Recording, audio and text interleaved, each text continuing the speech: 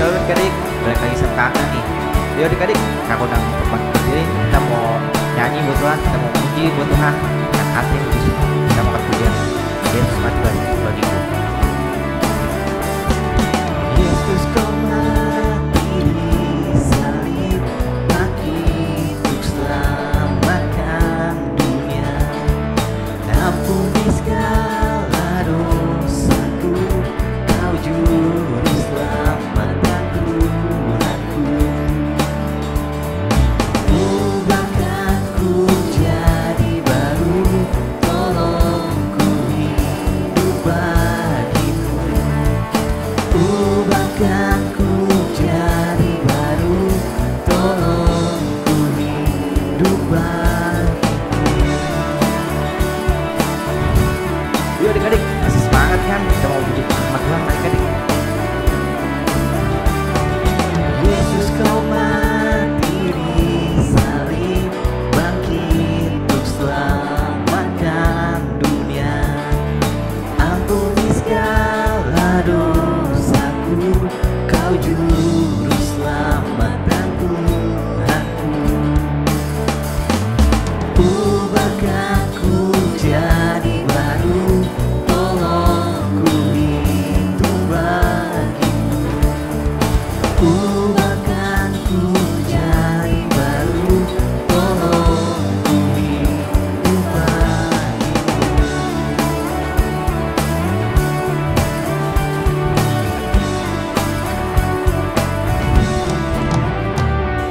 Ubahkanku jadi baru, tolongku hidup bagimu. Ubahkanku jadi baru, tolongku hidup bagimu.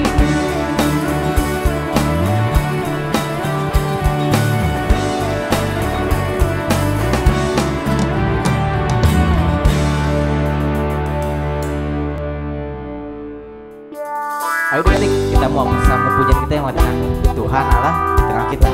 Dia sungguh besar adik-adik. Ayo kita katakan.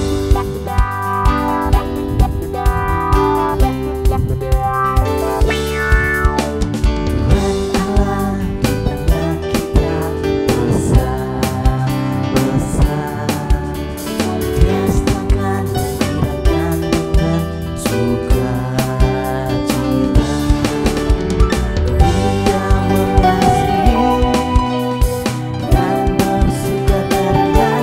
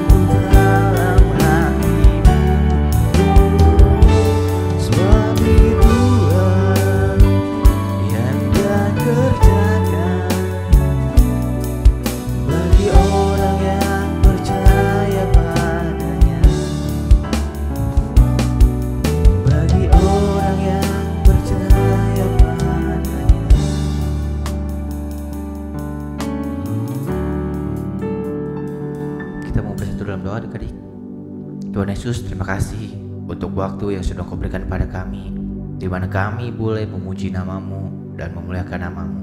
Sebentar kami akan memulai ibadah kami dan kami mau mendengarkan firman-Mu. Biar Kau berkati kakak kami yang akan sharing, biar apa yang boleh di-sharingkan oleh kakak kami boleh kami lakukan di dalam kehidupan kami.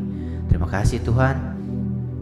Ajar kami, biarkan kami boleh duduk diam mendengarkan firman-Mu dan kami boleh melakukannya di dalam kehidupan kami sehari-hari.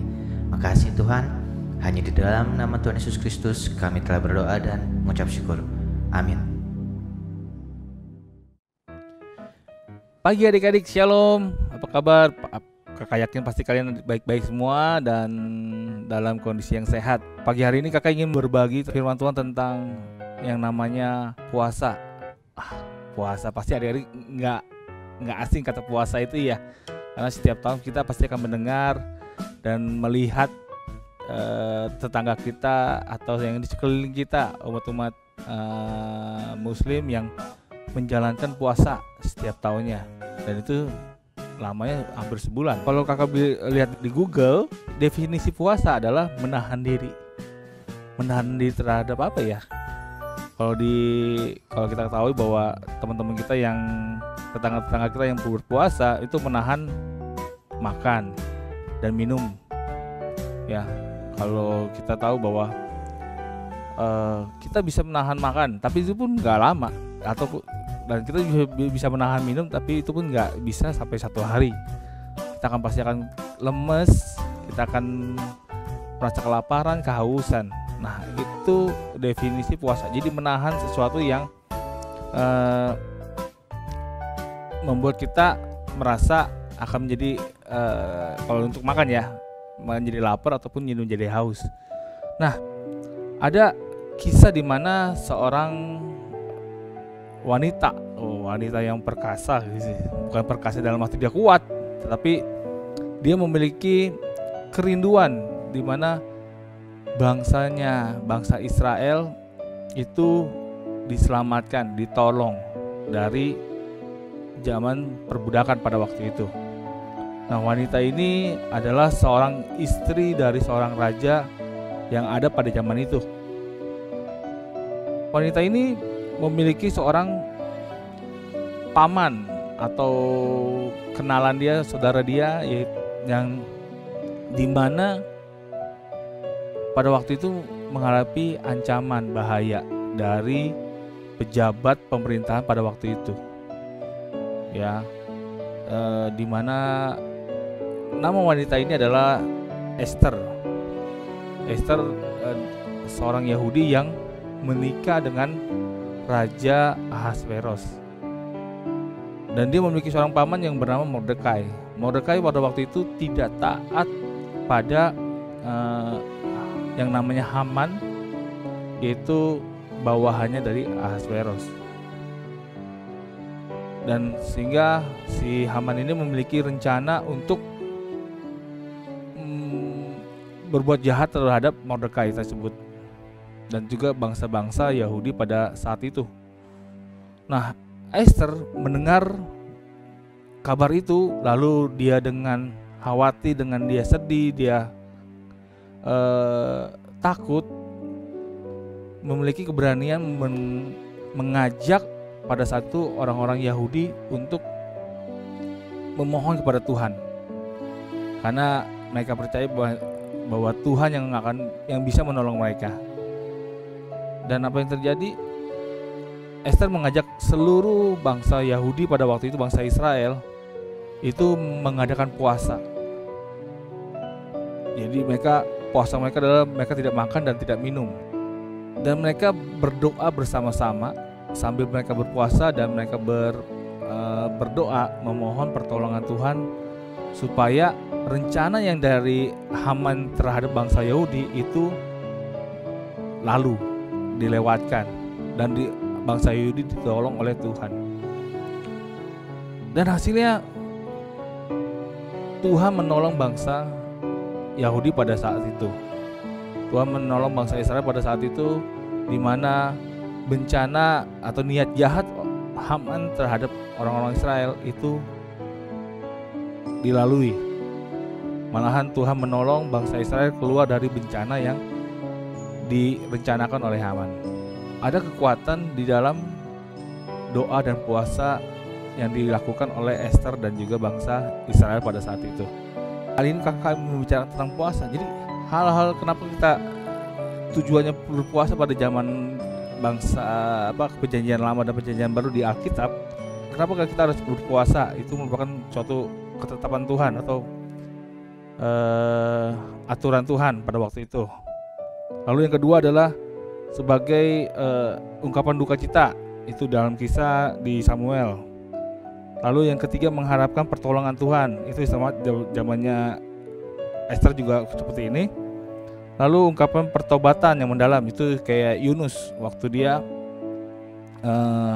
pergi, ya. Lalu solidaritas sebagai sesama manusia. Jadi ada 5 hal pada zaman perjanjian lama dan perjanjian baru di Alkitab, bahwa tujuan puasa itu bermacam-macam. Ya mungkin ada yang kedukaan, atau ada yang sebagai pertobatan, dia mau bertobat, dia berpuasa meminta pengampunan Tuhan. Nah, ada beberapa tokoh di Alkitab yang menjalankan puasa, yaitu pertama ada Musa, ada Esther, lalu ada Tuhan Yesus. Ya kalau kita adik-adik pernah mendengar firman Tuhan di mana Yesus pun berpuasa. Yesus pun berpuasa dan Yesus pun memberikan contoh puasa, bahwa waktu digoda oleh iblis pun Tuhan bisa mempunyai kuasa untuk melawan iblis. Nah, jadi di dalam puasa itu ada kekuatan untuk kita meminta pertolongan kepada Tuhan. Kalau dari beberapa sebelum kakak masih waktu masih kecil, di orang tua kakak pernah melakukan ibadah doa dan puasa. Jadi malam pagi mereka sampai sore mereka tidak makan. Jadi pagi makan sekali jam 6 misalkan, startnya dari jam 6 lalu sampai ketemu jam 6 sore. Mereka puasa tidak makan dan tidak minum. Lalu pas setelah jam 6 ya mereka berdoa untuk sesuatu, misalkan untuk pembangunan gereja pada waktu itu, atau misalkan untuk kesembuhan orang yang sakit. Mereka berpuasa. Nah, kakak lihat orang tua kakak, jadi mereka sungguh-sungguh bahwa mereka fokus dengan doa puasa, ada pengorbanan untuk meminta suatu pertolongan. Ya, jadi ada beberapa orang yang, contoh misalkan ada yang sakit keluarganya, mereka berpuasa berdoa sama Tuhan setiap hari supaya Tuhan menolong kenalannya itu atau saudaranya itu bisa sembuh. Doa dan puasa sangat memiliki kuasanya, dan Tuhan mengajarkan, memberikan contoh kepada kita melalui Tuhan Yesus, figur Tuhan Yesus yang tadi kakak ceritakan, di mana Yesus pun berpuasa selama 40 hari 40 malam, dan dia bisa keluar dari cobaan yang iblis buat.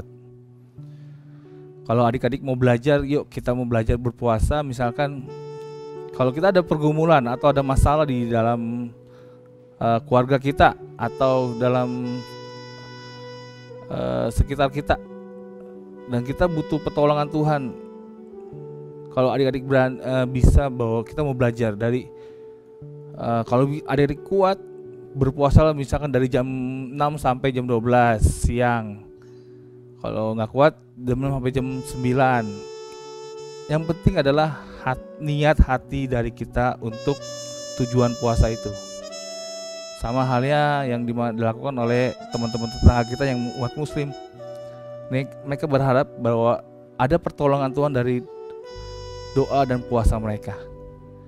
Nah, adik-adik, mari kita belajar. Kalau sesuatu ada hal yang kita butuh Tuhan untuk menolong kita, jangan lupa bahwa doa dan puasa adalah jalan satu-satunya untuk kita mendapatkan pertolongan dari Tuhan. Demikian firman Tuhan pada pagi hari. Semoga kita mau belajar sama-sama. Kakak pun belajar untuk melakukan itu. Mari kita akan berdoa.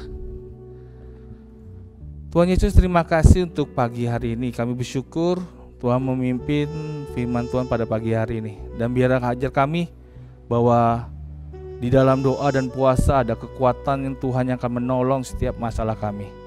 Terima kasih Tuhan, pimpin dalam kehidupan kami sehari-hari, pimpin keluarga kami, pimpin sekolah kami, dan jaga kesehatan dalam dimanapun kami berada. Dalam nama Tuhan Yesus kami telah berdoa dan mengucap syukur. Haleluya. Amin.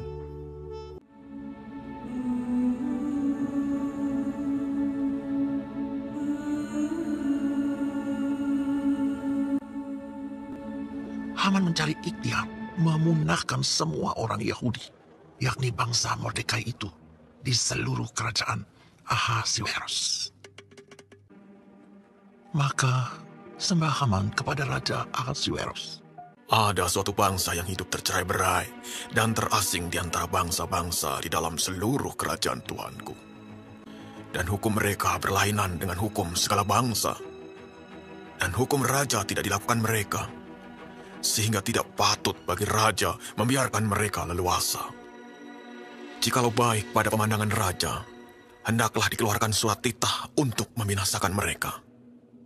Maka hamba akan menimbang perak 10.000 talenta dan menyerahkannya ke dalam perbendaharaan raja. Kemudian titah raja kepada Haman. Perak itu terserah kepadamu. Juga bangsa itu untuk kau perlakukan seperti yang kau pandang baik. Sesuai dengan segala yang diperintahkan Haman, ditulislah surat kepada tiap-tiap daerah supaya dibinasakan semua orang Yahudi dan supaya dirampas harta milik mereka. Surat itu ditulis atas nama Raja Ahasuerus dan dimeterai dengan cincin meterai raja. Dan undang-undang itu dikeluarkan di dalam benteng Susan. Di tiap-tiap daerah ada perkabungan yang besar di antara orang Yahudi, disertai puasa dan ratap tangis. Setelah Mordekai mengetahui segala yang terjadi itu, ia mengoyakkan pakaiannya, lalu memakai kain kabung dan abu, sambil melolong-lolong dengan nyaring dan pedih. Datanglah ia sampai ke depan pintu gerbang istana raja. Ketika dayang-dayang dan sida-sida Ester memberitahukan hal itu kepadanya, maka sangatlah risau hati sang ratu. Lalu dikirimkannya lah pakaian, dan supaya ditanggalkan kain kabungnya daripadanya. Tetapi tidak diterimanya. Lalu menanyakan Mordekai apa artinya. Dan Mordekai menceritakan kepadanya juga salinan surat undang-undang, supaya diperlihatkan dan diberitahukan kepada Ester, supaya pergi menghadap raja untuk memohon karunia-Nya dan untuk membela bangsanya. Akan tetapi, Ester menyuruh Hathach memberitahukan kepada Mordekai bahwa bagi setiap laki-laki atau perempuan yang menghadap raja di pelataran dalam dengan tiada dipanggil, hanya berlaku satu undang-undang, hukuman mati. Hanya orang yang kepadanya raja mengulurkan tongkat emas yang akan tetap hidup. Dan aku, selama 30 hari ini, tidak dipanggil menghadap raja. Maka Mordekai menyuruh menyampaikan jawab ini kepada Ester. Jangan kira karena engkau di dalam istana raja, hanya engkau yang akan terluput dari antara semua orang Yahudi. Sebab sekalipun engkau pada saat ini berdiam diri saja, bagi orang Yahudi akan timbul juga pertolongan dan kelepasan dari pihak lain. Dan engkau dengan kaum keluargamu akan binasa. Siapa tahu, mungkin justru untuk saat yang seperti ini, engkau beroleh kedudukan sebagai ratu. Ester menyuruh menyampaikan jawab ini kepada Mordekai. Pergilah, kumpulkanlah semua orang Yahudi yang terdapat di Susan, dan berpuasalah untuk aku. Janganlah makan dan janganlah minum 3 hari lamanya. Aku serta dayang-dayangku pun akan berpuasa demikian. Dan kemudian, aku akan masuk menghadap raja. Sungguh pun berlawanan dengan undang-undang. Kalau terpaksa aku mati, biarlah aku mati. Pergilah Mordekai, dan diperbuatnyalah tepat seperti yang dipesankan Ester kepadanya. Pada hari yang ketiga, Ester mengenakan pakaian ratu. Lalu berdirilah ia di pelataran dalam istana raja. Ketika raja melihat Ester, sang ratu, berkenanlah raja kepadanya. Sehingga raja mengulurkan tongkat emas yang di tangannya ke arah Ester. Lalu mendekatlah Ester dan menyentuh ujung tongkat itu. Tanya raja kepadanya. Apa maksudmu, hai Ratu Ester? Dan apa keinginanmu? Sampai setengah kerajaan sekalipun akan diberikan kepadamu. Jawab Ester. Datanglah kiranya raja dengan Haman pada hari ini ke perjamuan yang diadakan oleh hamba bagi raja. Lalu raja datang dengan Haman ke perjamuan yang diadakan oleh Ester. Sementara minum anggur, bertanyalah raja kepada Ester. Apakah permintaanmu? Niscaya akan dikabulkan. Dan apakah keinginanmu? Permintaan dan keinginan hamba ialah, datang pula lah kiranya raja dengan Haman ke perjamuan yang akan hamba adakan bagi raja dan Haman. Maka besok akan hamba lakukan yang dikehendaki raja. Pada hari yang kedua itu, datanglah raja dengan Haman untuk dijamu oleh Ester sang ratu. Bertanyalah pula raja kepada Ester. Apakah permintaanmu, hai Ratu Ester? Niscaya akan dikabulkan. Dan apakah keinginanmu? Maka jawab Ester sang ratu. Hamba serta bangsa hamba telah terjual untuk dipunahkan, dibunuh, dan dibinasakan. Maka bertanyalah Raja Ahasuerus kepada Ester sang ratu. Siapakah orang itu? Dan di manakah dia yang hatinya mengandung niat akan berbuat demikian? Jawab Ester. Penganiaya dan musuh itu ialah Haman, orang jahat ini. Maka Haman pun sangatlah ketakutan di hadapan raja dan ratu. Bangkitlah raja dengan panas hatinya dan keluar ke taman istana. Akan tetapi Haman masih tinggal untuk memohon nyawanya kepada Ester sang ratu. Karena ia melihat bahwa telah putus niat raja untuk mendatangkan celaka kepadanya. Ketika raja kembali dari taman istana, Masih jugakah ia hendak menggagahi sang ratu di dalam istanaku sendiri? maka diselubungi oranglah muka Haman. Sembah Harbona. Lagi pula tiang yang dibuat Haman untuk Mordekai, orang yang menyelamatkan raja, telah berdiri di dekat rumah Haman, 50 hasta tingginya. Lalu titah raja. Sulahkan dia pada tiang itu. Haman disulahkan pada tiang yang didirikannya untuk Mordekai. Maka surutlah panas hati raja. Karena Ester telah memberitahukan apa pertalian Mordekai dengan dia. Dan Mordekai diangkat menjadi kuasa atas harta milik Haman. Maka raja mencabut cincin meterai, lalu diserahkannya kepada Mordekai. Kemudian Ester berkata lagi kepada raja sambil sujud pada kakinya, supaya dibatalkannya maksud jahat Haman, serta rancangan yang sudah dibuatnya terhadap orang Yahudi. Maka raja mengulurkan tongkat emas kepada Ester. Lalu bangkitlah Ester. Jikalau baik pada pemandangan raja, hendaklah dikeluarkan surat titah untuk menarik kembali surat-surat yang berisi rancangan Haman yang ditulisnya untuk membinasakan orang Yahudi di dalam semua daerah kerajaan. Dan bagaimana hamba dapat melihat kebinasaan sanak saudara hamba? Maka jawab Raja Ahasuerus. Tuliskanlah atas nama raja apa yang kamu pandang baik tentang orang Yahudi. Sesuai dengan segala yang diperintahkan Mordekai, dikirimkanlah surat-surat yang isinya. Raja mengizinkan orang Yahudi di tiap-tiap kota untuk berkumpul dan mempertahankan nyawanya, serta memunahkan atau membinasakan segala tentara yang hendak menyerang mereka. Ditulislah pesan atas nama Raja Ahasuerus dan dimeterai dengan cincin meterai raja. Dan undang-undang itu dikeluarkan di dalam benteng Susan. Maka kota Susan pun bertempik soraklah dan bersukaria. Orang Yahudi telah beroleh kelapangan hati. Demikian juga di tiap-tiap daerah ada sukacita dan kegirangan di antara orang Yahudi. Mordekai, orang Yahudi itu, menjadi orang kedua di bawah Raja Ahasuerus, serta disukai oleh banyak sanak saudaranya. Sebab ia mengikhtiarkan yang baik bagi bangsanya dan berbicara untuk keselamatan bagi semua orang sebangsanya. Halo teman-teman, kembali lagi bersama Lucia. Tadi teman-teman kan sudah mendengarkan firman Tuhan. Jadi, bagaimana bisa keluarga Esther bisa selamat? Karena puasa menolong mereka untuk lebih dekat dengan Tuhan. Dan sesungguhnya, Tuhanlah yang menolong keluarga Esther dari hukuman raja. Nah, sebentar lagi kita akan prakarya nih. Kira-kira teman-teman pada tahu nggak kita akan buat apa? Ayo, penasaran semua ya? Kalau gitu, kita langsung aja nih.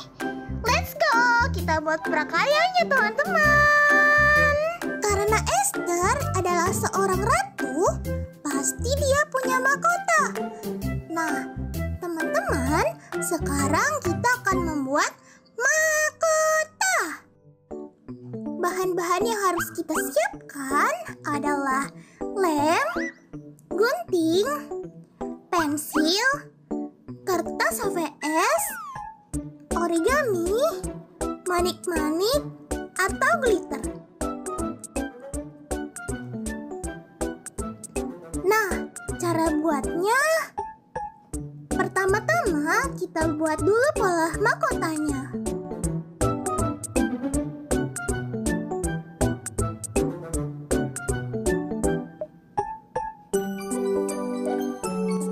Jika sudah, kita gunting pola mahkotanya. Bagi adik-adik yang masih kecil, boleh minta bantuan orang tua atau kakak kalian ya.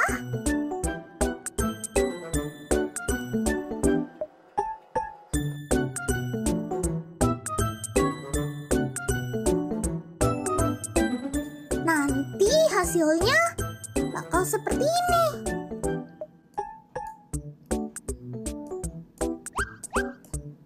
Lalu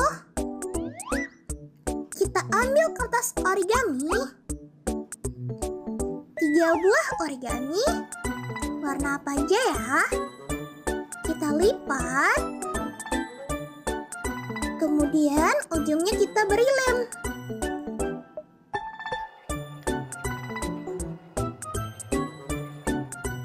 Lalu kita lipat lagi origami yang kedua dan kita sambungkan ke origami yang pertama supaya terlihat panjang. Jika sudah, kita beri lem pada pola mahkotanya dan kita tempelkan pada kertas origami yang tadi ya.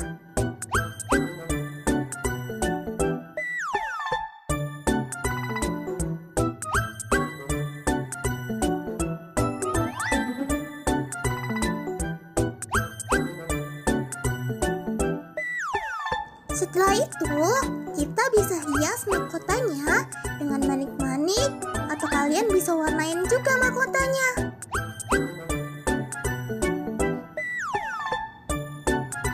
Bikin secantik dan sebagus yang kalian buat ya. Dan jangan lupa kirim ke WhatsApp grup atau ke Instagram ya. Nah, sudah jadi nih. Hore! Jadi. Nah, teman-teman, sebentar lagi kita akan mengakhiri ibadah kita pada hari ini. Sebelum kita mengakhiri ibadah kita, yuk kita berdoa terlebih dahulu. Tutup matanya, lipat tangannya, kita berdoa. Tuhan Yesus, terima kasih Tuhan sudah memimpin kami dari awal ibadah sampai akhir ini. Sebentar kami ingin mengakhiri ibadah kita.